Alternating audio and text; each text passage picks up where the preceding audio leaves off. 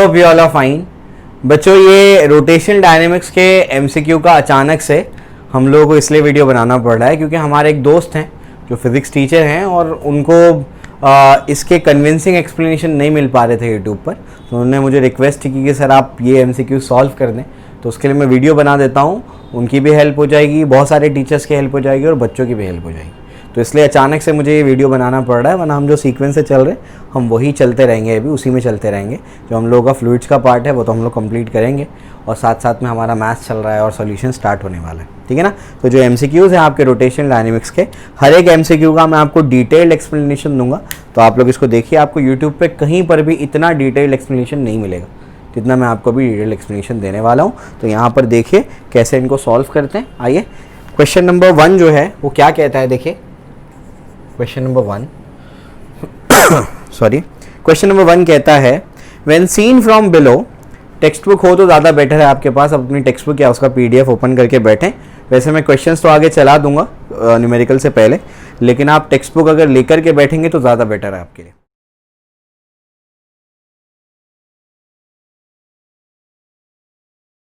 देखिए क्वेश्चन क्या कहता है आपका। क्वेश्चन कहता है when seen from below the blades of the ceiling fan are seen to be revolving anti clockwise. ऐसे आपको नजर आ रहा है and the speed is decreasing.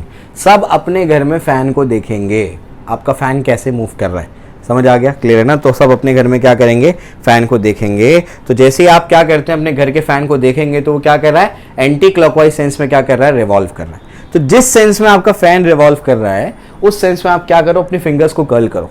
ये सेंस में ऐसे घूम रहा होगा फैन, ऐसे घूम रहा होगा, तो ऐसे अपने फिंगर्स को क्या कर दो, कर्ल कर दो। समझ आ रहा है क्या बोल रहा हूँ मैं, ऐसे फिंगर्स को क्या कर दिया तुमने, कर्ल कर दिया। ये घूम रहा है, ऐसे तुमने कर्ल किया। तो ये जो डायरेक्शन है थंब का, ये थंब का डायरेक्शन आपके एंगुलर वेलोसिटी का डायरेक्शन है। तो ध्यान से देखो, आपका घर का फैन जो है वो इस तरीके से है, वो घूम रहा है और उसके एंगुलर वेलोसिटी क्या है, ये डायरेक्शन में आ रही है, यानी डाउनवर्ड आ रही है। बात समझ में आ रही क्या बोल रहा हूँ मैं, क्लियर है। ध्यान रखना है इस चीज़ का आपको कि जब आप नीचे से उसको देख रहे हैं तो आपको क्या नजर आ रहा है, वो एंटी क्लॉकवाइज सेंस में घूमता हुआ नजर आ रहा है। समझ में आगे बात, क्लियर है। जैसे आपने क्या कर दिया, फैन को ऑन कर दिया, तो ये इस तरीके से क्या करता है, ऐसे घूमता हुआ नजर आता है। तो जैसे ये घूमेगा, सब अपने घर में, मैं हमेशा फैन पे अप्लाई करवाता हूँ। देखो इस साल की टेक्स्ट बुक में सवाल आ गया, जब भी मैं टॉपिक पढ़ाता हूँ तो मैं क्या करता हूँ, क्लासरूम में जो फैन होता है उस पर अप्लाई करने का आपको समझाता हूँ कि राइट हैंड थंब रूल को ऐसे कैसे अप्लाई करते हैं। तो जैसे ही आपका फैन घूम रहा है वैसे अपनी फिंगर्स को कर्ल किया, तो नीचे क्या है आपका एंगुलर वेलोसिटी। अब स्पीड कम हो रही है, स्पीड कम हो रही है तो याद रखना एंगुलर एक्सेलरेशन उससे उल्टे डायरेक्शन में होगा। स्पीड बढ़ती तो एंगुलर वेलोसिटी एंगुलर एक्सेलरेशन दोनों सेम डायरेक्शन में होते हैं।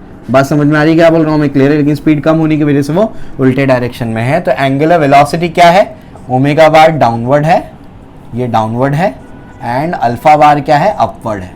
समझ आ रहा है क्या बोल रहा हूँ मैं, याद रखना, क्योंकि बोला है स्पीड कम हो रही है, एंगुलर स्पीड कम हो रही है। समझ आ गया। ये क्वेश्चन को अप्लाई करने का सबसे अच्छा तरीका क्या है, अपने घर पे क्या कर दो, तुम फैन पे अप्लाई करके देखो। अगर समझना है तुमको तो फैन पे अप्लाई करो, तुमको समझ में आ जाएगा। याद रखो, जिस सेंस में पार्टिकल घूमता है उस सेंस में अपनी फिंगर्स को कर्ल करो और थंब को आउटस्ट्रेच कर दो। तो जो आपका थंब का डायरेक्शन होगा वही एंगुलर डिस्प्लेसमेंट या एंगुलर वेलोसिटी का डायरेक्शन होगा। अगर स्पीड बढ़ेगी तो एंगुलर एक्सेलरेशन भी वही होगा, घटेगी तो एंगुलर एक्सेलरेशन उल्टे डायरेक्शन में होगा 180 के एंगल पे उससे, ठीक है। चलो भाई, ये भी आपको बता दिया मैंने। तो ये आपका बी ऑप्शन होगा, angular velocity downwards and angular acceleration upwards, ठीक है।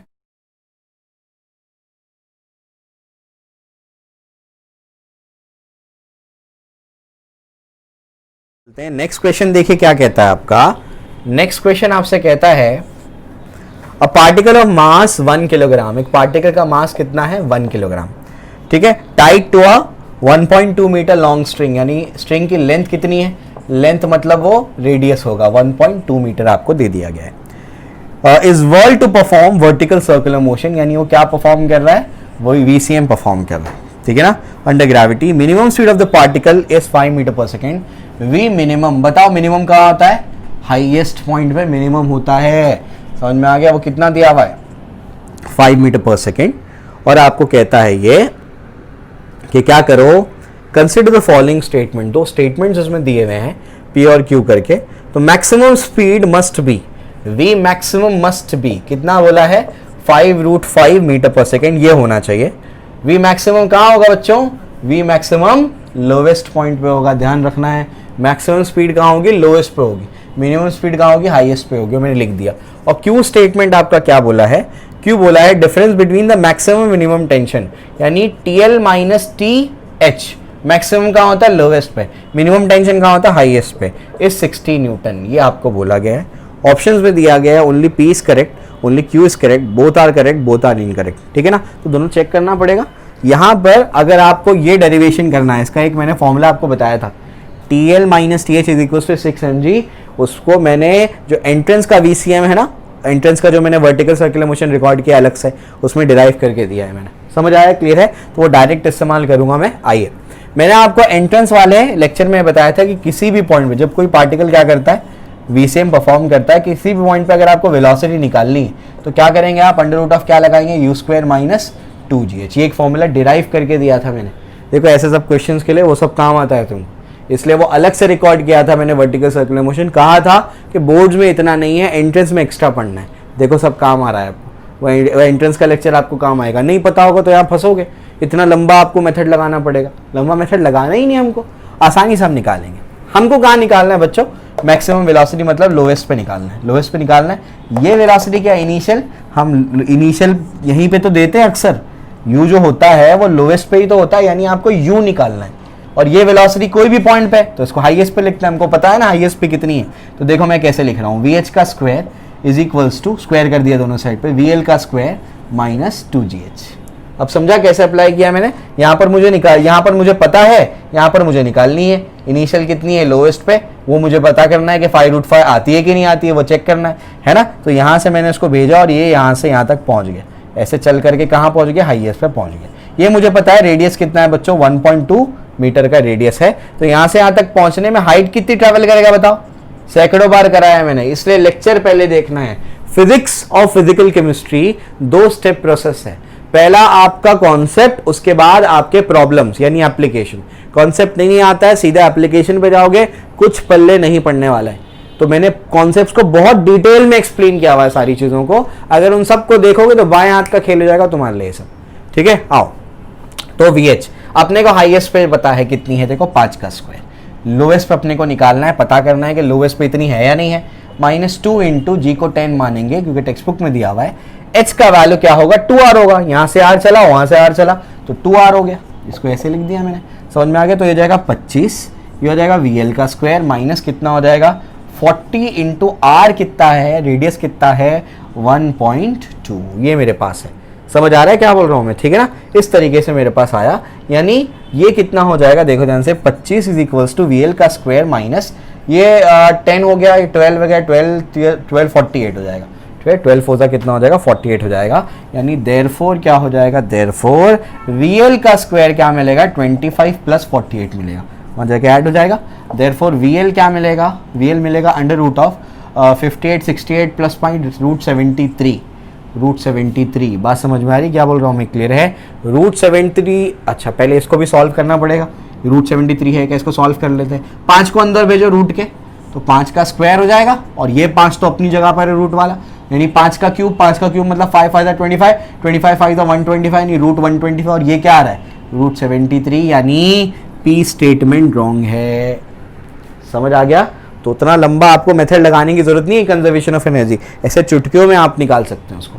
बात समझ में आ रही क्या बोल रहा हूँ मैं, क्लियर है। तो आपको V लोवेस्ट यानी V मैक्सिमम कितना है आपका 5√5 यानी रूट ऑफ 125, आ कितना आ रहा है root of 73 metre per second, यानी P स्टेटमेंट तो क्या है इनकरेक्ट है, वो रॉन्ग है। समझ में आ गया। तो P स्टेटमेंट गलत हो गया। अब Q को चेक करेंगे, आओ देखते हैं Q क्या है। Q का जो है डेरिवेशन अगर आपको देखना है, अभी जो मैं यूज करने वाला हूँ फॉर्मूला, तो एंट्रेंस वाला लेक्चर जो वर्टिकल सर्कुलर मोशन पे मैंने बनाया है वो जा करके देखो, मैंने हर पॉइंट कवर किया उसके अंदर, ऐसे ही नहीं लिखा है उस पर most comprehensive lecture on YouTube. इतना डिटेल में VCM का हर एक पॉइंट कवर करने वाला कोई लेक्चर है ही नहीं यूट्यूब पे, हर पॉइंट कवर किया उसके अंदर मैंने, देखे जा करके आपको समझ में आएंगी बातें। अब एक फॉर्मूला आपको याद रखना है, TL माइनस TH, ये इसको बोलते हैं TL यानी मैक्सिमम टेंशन यहाँ पर होता है, यहाँ पर मिनिमम होता है, उसका फॉर्मूला होता है 6 mg।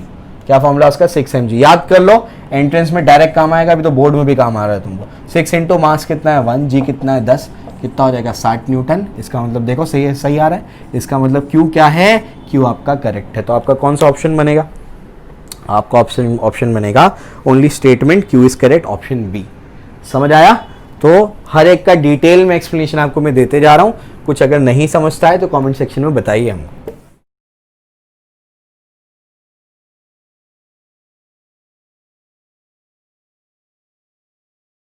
ठीक है, चलिए आइए थर्ड एमसीक्यू पे चलते हैं। थर्ड वाला क्या कहता है, select correct statement about the formula expression of moment of inertia in terms of capital M of the object and some of its distances parameter such as R and L. Correct statement अपने को पता करना है इसमें।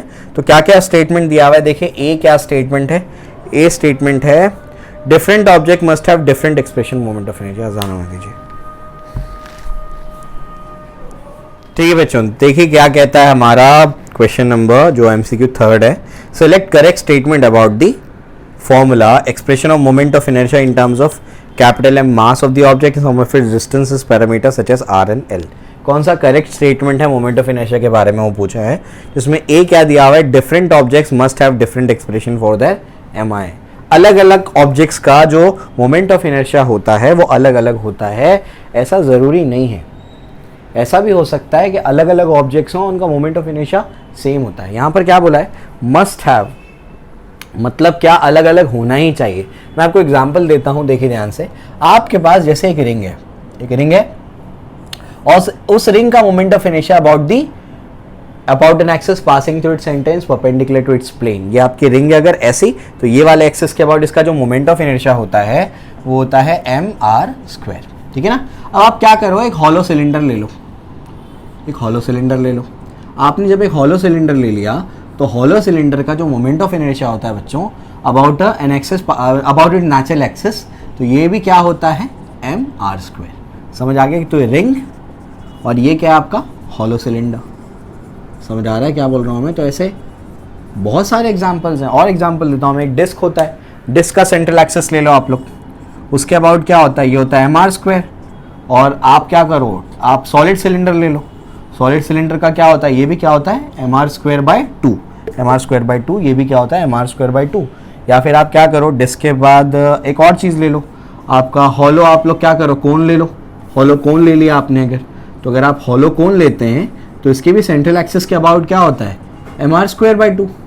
बात समझ में आ रही क्या बोल रहा हूँ। तो ऐसे तो सैकड़ों एग्जाम्पल है जिसमें ऑब्जेक्ट्स अलग अलग हैं लेकिन उनका मोमेंट ऑफ इनर्शिया क्या आ रहा है, सेम आ रहा है। समझ आया, क्लियर है। तो ए वाला स्टेटमेंट तो रॉन्ग हो गया, ठीक है। चलिए बी वाले स्टेटमेंट पे चलते हैं। बी वाला स्टेटमेंट क्या कहता है, and rotating about that central axis the hollow right circular cone, hollow आपके पास क्या है राइट सर्कुलर कोन, ये हॉलो आपके पास एक कोन है राइट सर्कुलर कोन, और हॉलो राइट सर्कुलर और and a disc has the same expression for M I. यही तो मैंने कहा है आपसे कि हॉलो राइट सर्कुलर कोन आपने ले लिया और आपने एक डिस्क ले ली, तो दोनों का मोमेंट ऑफ इनर्शिया क्या है, सेम है। तो बी वाला करेक्ट ऑप्शन है।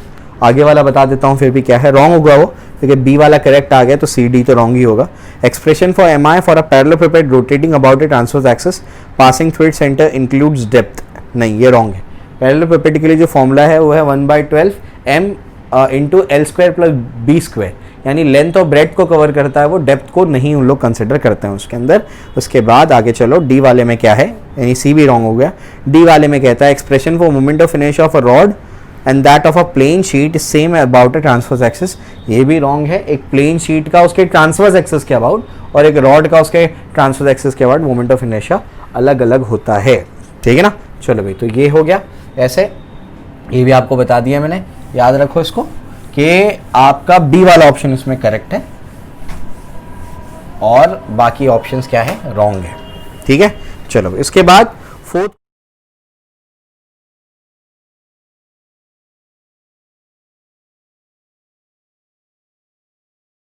क्वेश्चन क्या है, देखिए फोर्थ आपका एमसीक्यू। फोर्थ एमसीक्यू जो है आपका वो आपसे क्या कहता है, फोर्थ एमसीक्यू आपसे कहता है in a certain unit the radius of gyration of a uniform disc about its central axis and transverse axis is root of 2.5।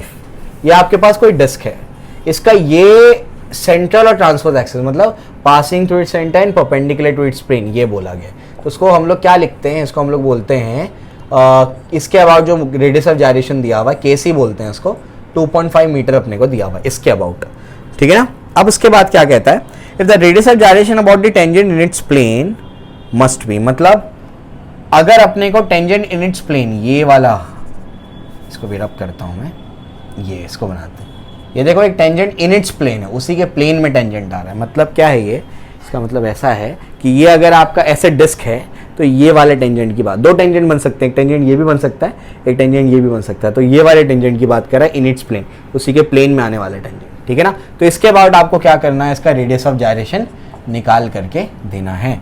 कैसे करेंगे इसको, आइए समझते हैं। तो हम लोग क्या करते हैं, हम लोग सबसे पहले ये देखते हैं कि ये जो इसका ट्रांसवर्स वाला एक्सिस के अबाउट ये अपने को कुछ दिया हुआ है, इसको थोड़ा सा समझने की अभी कोशिश करते हैं कि यहाँ पर क्या होगा। यहाँ पर मैं क्या करता हूँ, यहाँ पर एक ये एक्सिस बनाता हूँ, तो ये तो डायमीटर वाला हो गया, इसके अबाउट क्या होगा, रेडियस ऑफ जायरेशन KD होगा।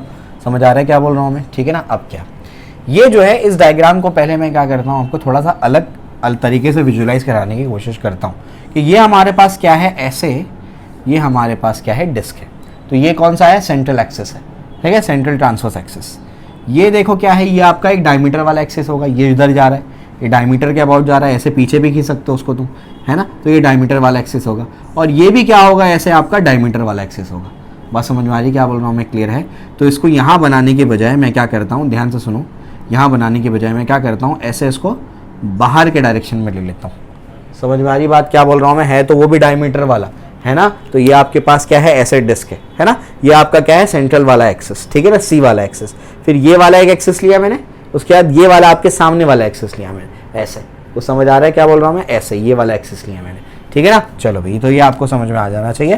तो ये वाले दोनों के दोनों क्या है, डायमीटर वाला एक्सिस है, ये भी डायमीटर वाला, ये भी डायमीटर वाला, यानी दोनों के अबाउट जो मोमेंट ऑफ इनर्शिया होगा वो क्या होगा, सेम होगा।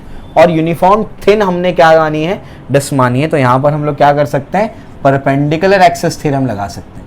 परपेंडिकुलर एक्सिस थ्योरम क्या बोलता है बताओ, ये वाला जो परपेंडिकुलर एक्सिस होता है, यानी I सेंटर वाला, है ना, उस इज इक्वल टू क्या होगा, I डायमीटर वाला प्लस ये I डायमीटर वाला। इसको Z अगर बोलोगे, इसको X बोलोगे, इसको Y बोलोगे, तो IZ इज इक्वल टू क्या होगा, IX प्लस IY।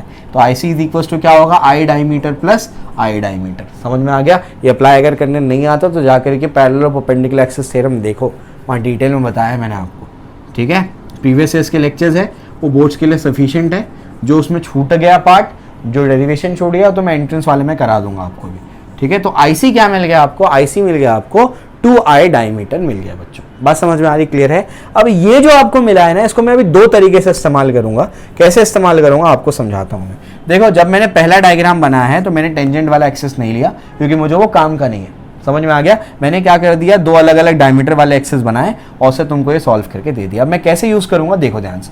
सेंटर वाले के अबाउट, ये जो सेंटर वाला एक्सिस है ना, इसके अबाउट जो मोमेंट ऑफ इनर्शिया होता है डिस्क का, वो होता है mr²/2। क्या होता है, mr²/2। तो यहाँ पुट करो उसको, mr²/2 इज इक्वल टू 2। ये आपके पास क्या, ID। इसको आप लोग क्या लिख सकते हो, इसको आप लोग क्या लिख सकते हो, I इज इक्वल टू क्या होता है, mk²। रेडियस ऑफ जायरेशन के मैंने उसमें लेक्चर में बताया है इसको। तो इसको मैं लिख सकता हूँ m k डायमीटर का स्क्वायर। कुछ समझ आ गया। m और m क्या हो गया, कैंसिल हो गया। देयरफॉर क्या बचा, r² क्या बचा, r² बचा 4kd²। ये आपके पास क्या आ गया, r² आ गया। बात समझ में आ रही, क्लियर है। तो r² आपको क्या मिल रहा है, 4kd² आपको मिल रहा है। तो ये जो चीज़ है ये तो मेरे पास आ गई। इसको मैं क्या करूँगा, अभी इस्तेमाल करूँगा। अभी देखो ध्यान से आप लोग, यहाँ तक तो अपने को बात समझ में आती है। अब अपन क्या करते हैं, इसको इससे आगे बढ़ते हैं। आगे कैसे बढ़ते हैं वो आपको मैं समझाता हूँ। इसको अभी समझने की कोशिश करते हैं। ये जो अभी ये मैंने करवा दिया ना, इसको मैं लिख दूंगा ऊपर। क्या हमको मिला है, हमको मिला है r² इज इक्वल टू क्या मिला है, 4kd²। ये अपने को मिल गया है, ठीक है ना, क्लियर हो गया। चलो इसके बाद अपन आगे बढ़ते हैं। आगे क्या है, यहाँ पर अपने को क्या मिला था, वापस से बता दूं। IC इज इक्वल टू क्या मिला था, ID प्लस ID मिला था, यही मिला था अपने को। तो IC क्या मिला था, 2ID मिला था अपने को, है ना। चलो अब क्या करता हूँ मैं, ध्यान से सुनो। यहाँ पर इसको ऐसे भी तो लिख सकते हैं, mkc²। दोनों के दोनों को मैं क्या कर रहा हूँ, रेडियस ऑफ जायरेशन के टर्म्स में लिख रहा हूँ। तो एक बार मैं इस्तेमाल कर रहा हूँ उसको, उसके फॉर्मूले को सेंटर वाले के अबाउट, और दूसरी बार मैं क्या कर रहा हूँ, रेडियस ऑफ जायरेशन का फॉर्मूला लिख रहा हूँ। इज इक्वल टू क्या हो जाएगा, हो जाएगा 2mkd²। m और m क्या हो गया, कैंसल। तो देयरफॉर क्या हो गया, kc² is equal to 2kd²। बात समझ में आ रही, क्लियर है? तो इस तरीके से अपने पास ये भी एक एक्सप्रेशन आ गया KD KC के टर्म्स में या KC KD के टर्म्स में, क्योंकि हमको KC पता है, इस वजह से मुझे उसको वहां पे एक्सप्रेस करना पड़ा। तो वही इक्वेशन को मैंने क्या कर दिया, 2 बार इस्तेमाल किया। एक बार में क्या कर दिया, फॉर्मूला यूज किया, एक बार में क्या कर दिया, हाँ एक बार में मोमेंट ऑफ इनर्शिया का फॉर्मूला यूज किया और एक बार में रेडियस ऑफ जायरेशन के टर्म्स में उसको लिखा। समझ आ गया? तो 2 रिलेशन मुझे मिल गए, बड़े काम के रिलेशन मेरे। क्या मिला देखो, ये आपको मिला, ये आपको मिला KC square is equal to क्या मिल जाएगा, 2KD स्क्वायर, ये भी आपको मिला। चलो आगे बढ़ते हैं। आगे क्या है देखो ध्यान से, ये KC है, ठीक है। KC square is equal to क्या मिला, 2KD स्क्वायर। अब जो है, अब देखो ध्यान से, ये इसकी जरूरत नहीं है अभी अपने को। अब अपन क्या करेंगे, सेकंड वाला डायग्राम बनाएंगे, ठीक है। इसमें बच्चों को बहुत कंफ्यूजन होता है, इसलिए इस वजह से मैं क्या कर रहा हूँ, अलग तरीके से इसको अब सॉल्व करा रहा हूँ, ठीक है ना। तो 2 अलग अलग पार्ट्स में देखो, ये ऐसे है, ये ऐसे है, फिर से भाई। अब अपने को टेंजेंट वाले एक्सिस का काम है, क्योंकि वो इसी के अबाउट मुझे क्या करना है, उसका रेडियस ऑफ जायरेशन निकालना है। तो ये आपका क्या है, टेंजेंट वाला एक्सिस, इसके अबाउट रेडियस ऑफ जायरेशन क्या होगा, KT होगा। अब मैं एक और एक्सिस बच्चों यहाँ बना रहा हूँ, ये देखो डायमीटर वाला एक्सिस है, जिसके अबाउट क्या होगा कि डायमीटर कितने हो सकते हैं, अरे इनफाइनाइट डायमीटर हो सकते हैं ना। तो ये वाले पहले बनाए थे, ये वाले मैंने, अब ये वाला डायमीटर ले रहा हूँ, मेरी मर्जी है, तो मैं ये वाला डायमीटर लेता हूँ। इससे क्या होगा, अगर आप गौर से देखें तो ये दोनों एक्सिस क्या हो गए, देखो पैरेलल हो गए, ये ऐसा एक्सिस और ये डायमीटर वाला एक्सिस, तो ये दोनों के दोनों एक्सिस क्या हो गए, ऐसे पैरेलल हो गए, ठीक है ना। चलो भाई, और इनके बीच में डिस्टेंस क्या है बच्चों, देखने में टेढ़ा लग रहा है वो परपेंडिकुलर, डिस्टेंस क्या है, R है।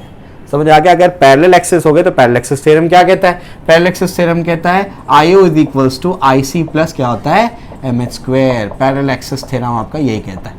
समझ में आ गया? यानी कोई भी पॉइंट के अबाउट मोमेंट ऑफ इनर्शिया निकालना है तो सेंटर के अबाउट जो एक्सिस पास हो रहा है उसके about moment of inertia plus आप क्या करेंगे, MH स्क्वायर कर देंगे। तो यहाँ पर कौन से पॉइंट के अबाउट निकालना है, टेंजेंट वाले, तो I tangent is equals to क्या होगा, IC जो भी है, सेंटर उसको डायमीटर वाला बोलो, जो सेंटर से पास हो रहा है वो क्या है, डायमीटर वाला है, डायमीटर वाला प्लस इंटू MH, H मतलब दोनों एक्सिस के बीच का डिस्टेंस का स्क्वायर, यानी MR स्क्वायर हो जाएगा। समझ आ रहा है, क्लियर है? अब यहाँ पर मैं क्या लिख रहा हूँ, ध्यान से सुनो। यहाँ मैं लिखूंगा MKT का स्क्वायर रेडियस ऑफ जायरेशन के टर्म्स में, MKD का स्क्वायर प्लस क्या हो जाएगा यहाँ पर, MR स्क्वायर।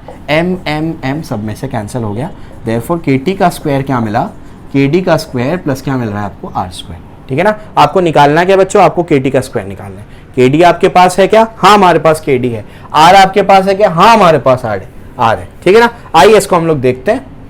यहाँ पर देखिए, इसको इसके टर्म्स में भी कन्वर्ट करेंगे। आओ कैसे कन्वर्ट करेंगे बताता हूँ मैं। KD को क्या लिखोगे तुम, KD को लिखोगे KC स्क्वायर बाई 2, इसको क्या लिखोगे, KC square by 2 plus R square को क्या लिखोगे बताओ, R स्क्वायर को क्या लिखोगे, लिखोगे 4KD का स्क्वायर। R स्क्वायर को क्या लिखोगे, R स्क्वायर हो जाएगा 4KD का स्क्वायर। समझ आ गया, क्लियर है? चलो अब देखो ध्यान से, इसको रब कर देता हूँ, इसकी जरूरत नहीं अपने को। क्या हो जाएगा देखो ध्यान से, अब क्या हो जाएगा, देयरफॉर हो जाएगा, देयरफॉर KT का स्क्वायर इज इक्वल्स टू क्या हो जाएगा, KC का स्क्वायर बाई 2 प्लस ये KD जो अपने को मिला उसकी जगह पे फिर से क्या लिख दोगे बताओ, हो जाएगा 4 इंटू ये हो जाएगा KC square by 2, KC square by 2। समझ आ गया? इस तरीके से इसको मैंने क्या कर दिया, चेंज कर दिया। 2 1 जा 2 2 जा, तो बचेगा क्या बताओ, KC स्क्वायर बाई 2 प्लस क्या हो जाएगा 2KC स्क्वायर। तो कितना हो जाएगा बताओ, 2 2 जा 4 प्लस 1 5, 5 बाई 2 क्या हो जाएगा KC का स्क्वायर, ये KT का स्क्वायर। 5 बाई 2 इंटू KC कितना है, रूट ऑफ 2.5, इसका स्क्वायर करेंगे तो क्या होगा 2.5, यानी क्या आ जाएगा 5 बाई 2 KT का स्क्वायर। तो देयरफॉर KT क्या होगा बच्चों, स्क्वायर रूट लेंगे ना आप, तो एक 5 बाई 2 बचेगा, यानी क्या होगा 2.5 मीटर। समझे? डिटेल्ड एक्सप्लेनेशन समझ में आ गया। प्रॉब्लम क्या थी, प्रॉब्लम सिर्फ इतनी थी कि यहाँ पर R नहीं है, R होता तो काम बन जाता, R नहीं है तो गड़बड़ हो गई। तो अपने को क्या करना पड़ा, वो जो पहले इक्वेशन बनाई ना उसको 2 अलग अलग तरीके से इस्तेमाल करना पड़ा। समझे? क्लियर है? तो ऐसे इसको सॉल्व कर सकते। ठीक है, 4th वाला क्वेश्चन भी आपको करा दिया मैंने, इसका एक्सप्लेनेशन भी दे दिया आपको मैंने। अब 5th क्वेश्चन पे चलते हैं। आइए देखिए 5th क्वेश्चन क्या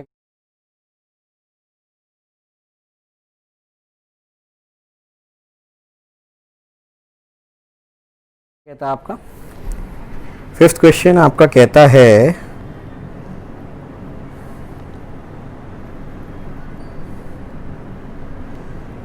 फिफ्थ के बाद सीधा क्या है, 10th है।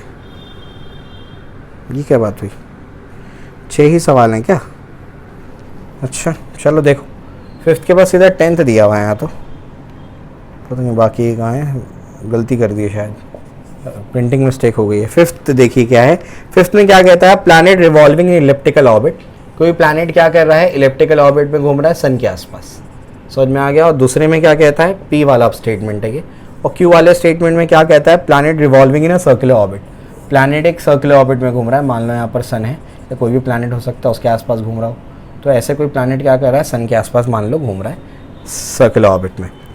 Principle of conservation of angular momentum comes into force in which of this, only P only Q, both P and Q, दोनों में आएगा। Principle of conservation of momentum दोनों में आएगा। कैसे दोनों में आएगा, प्रिंसिपल ऑफ कंजर्वेशन मोमेंटम क्या कहता है, स्टेटमेंट याद कर, उसमें ने लेक्चर में बताया, आपको याद करने में बोला होगा कि if net external torque is 0 then L bar is conserved. यानी एंगुलर मोमेंटम क्या होता है, एंगुलर मोमेंटम कंजर्व होता है अगर नेट एक्सटर्नल टॉर्क क्या है, 0 है। तो आइए इसको समझते हैं, बहुत आसान है।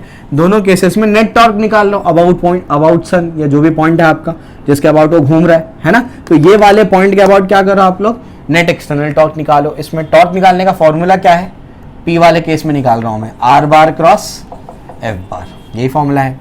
ये आपका प्लैनेट है, मान लो कि यहाँ पर होगा प्लैनेट, पहले जैसे घूमते घूमते यहाँ पहुंचा होगा, तो ये आपका क्या है, आर बार है ना। फोर्स कौन सा होगा, सेंट्रल फोर्स, सेंटर की तरफ खींच रहा है पर्टिकुलर, तो ये आपका एफ बार होगा।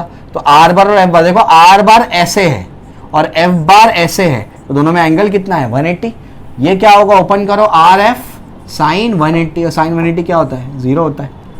टॉर्क क्या है, 0 आ रहा है, टॉर्क 0 आ रहा है, मतलब एंगुलर मोमेंटम कंजर्व है। पहले वाले में कंजर्व है, दूसरे वाले में निकालो। जब दूसरे वाले में तुम निकालोगे फिर से टॉर्क निकालो। कैसे निकालोगे torque, R bar cross F bar, check करो, आर एफ साइन थीटा, ये आपका प्लैनेट है, ये आपका आर बार होगा, रेडियस वेक्टर, फोर्स तो सन की तरफ होगा, यानी ये आपका क्या होगा, एफ बार, एंगल कितना है 180, सेम कहानी। टॉर्क फिर से क्या आ गया, 0 आ गया। इसका मतलब नेट टॉर्क दोनों में 0 है, मतलब एंगुलर मोमेंटम दोनों में कंजर्व होगा। समझ में आ गया, both P and Q R correct, जो भी ऑप्शन है मार्क कर लेना। ठीक है, 10th क्वेश्चन यहाँ पर दे दिया गया है, पता नहीं ऐसा क्यों किया है, प्रिंटिंग मिस्टेक हो गई है शायद वो। तो छठा क्वेश्चन जो है इसमें, तो 10th आपकी बुक में दिया है लेकिन है वो 6th क्वेश्चन करा देता हूं मैं आपको।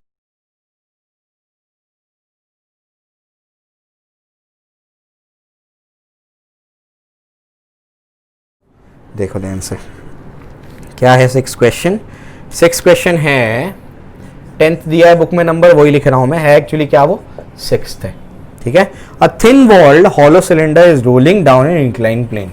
एक इंक्लाइन प्लेन है, इस पे एक थिन वॉल्ड हॉलो सिलेंडर क्या कर रहा है, रोल डाउन कर रहा है, वो अंदर की तरफ है उसका आगे का पार्ट, तो आपको ऐसा लग रहा है वो स्फीयर है, स्फीयर नहीं है वो क्या है, हॉलो सिलेंडर है। ठीक है ना, चलो भाई, is rolling down incline plane without slipping at any instant the ratio of, किसी भी इंस्टेंट पे आपको rotational kinetic energy of rotation is to kinetic energy of translation is to kinetic energy, total kinetic energy total, इसका आपको ratio बताना है। समझ आ गया, किसी भी इंस्टेंट पे इसका रेशियो बताना है, क्या रेशियो आएगा, आओ सॉल्व कर लेते हैं। काइनेटिक एनर्जी रोटेशन क्या होता है बच्चों, half I omega square is to, ये क्या होता है, ये होता है translation half M V square is to, ये क्या होता है, ये आपको पता होगा, तो टोटल क्या होता है, half M V square into 1 + k square by R square. समझ में आ रहा है, क्लियर है। अब हॉलो सिलेंडर बोला है बच्चों, हॉलो सिलेंडर का मैंने क्या बोला, देखो ध्यान से, ये वाला अगर आपका एक्सेस है, ये वाला एक्सेस है, तो हॉलो सिलेंडर का क्या होगा, I is equals to M R square. Ring और हॉलो सिलेंडर का सेम होता है, याद रखेंगे। अगर आपकी रिंग है, रिंग का इस एक्सेस क्या यानी क्या, passing to its end and perpendicular to its plane, क्या होता है, एम आर स्क्वायर। इस रिंग को पकड़ के खींचो तो क्या बन जाएगा, हॉलो सिलेंडर बन जाएगा, उसका भी क्या होता है, एम आर स्क्वायर होता है। ठीक है ना, तो याद रखो एम आर स्क्वायर, इसका क्या आया बताओ, देखो ध्यान से, I इज इक्वल्स टू क्या है, M R square hollow cylinder का। लेकिन I को रेडियस ऑफ जाइलेशन के टर्म्स में क्या लिखोगे, एम के स्क्वायर लिखोगे, ये हो जाएगा एम आर स्क्वायर, एम और एम कैंसिल हो गया, तो के स्क्वायर इज इक्वल टू क्या हो गया, आर स्क्वायर। ध्यान से सुनो अभी, के स्क्वायर अपॉन आर स्क्वायर फिर क्या हो जाएगा, 1 हो जाएगा। इसको यहाँ भेज दिया मैंने, ये हो गया 1। किसके लिए हुआ ये, हॉलो सिलेंडर के लिए हुआ। किसके लिए हुआ, हॉलो सिलेंडर, यही वाला एक्सेस है ना, इसी के अबाउट तो नीचे आ रहा है वो, समझ आ रहा है क्या बोल रहा हूँ, ऐसे ही तो आ रहा है, ऐसे ही तो नीचे आ रहा है, समझ में आ गया। तो यही वाला तो एक्सेस है, तो कितना के स्क्वायर बाय आर स्क्वायर क्या होगा, 1 होगा। तो यहाँ पर क्या लिखोगे, के स्क्वायर बाय आर स्क्वायर को 1 लिखोगे, समझ में आ गया। तो is equals to half, I के जगह क्या लिखना तुम लोग, हाफ एम के स्क्वायर और वी ओमेगा की जगह लिखना V square by R square, ये डेरिवेशन में भी बताया था मैंने। Half M V square is to, ये क्या हो जाएगा is to half M V square, ये हो जाएगा यहाँ पर क्या हो जाएगा देखो 1, और ये भी क्या आया 1 सॉल्व करने का, तो हो जाएगा 2। 2 काट मत देना, अभी देखो समझाता हूँ क्यों। देखो half M V square, half M V square, half M V square, सब में से उड़ा दो। समझ आ रहा है क्या बोल रहा हूँ? सब में से कैंसिल हो गया, तो बच क्या गया? बच गया तुम्हारे पास K square by R square is to 1 is to 2। समझ में आ गया? लेकिन के स्क्वायर बाय आर स्क्वायर क्या आया? वो तो 1 आया, तो इज इक्वल टू क्या लिखोगे बताओ? 1 इज टू 1 इज टू 2 आ गया आंसर। समझ आ गया? तो कोई बहुत लंबा चौड़ा मेथड लेने की जरूरत नहीं है, इतनी आसानी से तुम क्या कर सकते हो, उसको सॉल्व कर सकते हो। बात समझ में आ रही? क्लियर है? तो इस तरीके से आपके सारे एमसीक्यूज करा दिए विथ डिटेल्ड एक्सप्लेनेशन। कुछ अगर नहीं समझा हो तो हमको कमेंट सेक्शन में बताइए, हम आपकी क्वेरी को सॉल्व करने की कोशिश करेंगे। Okay, thank you.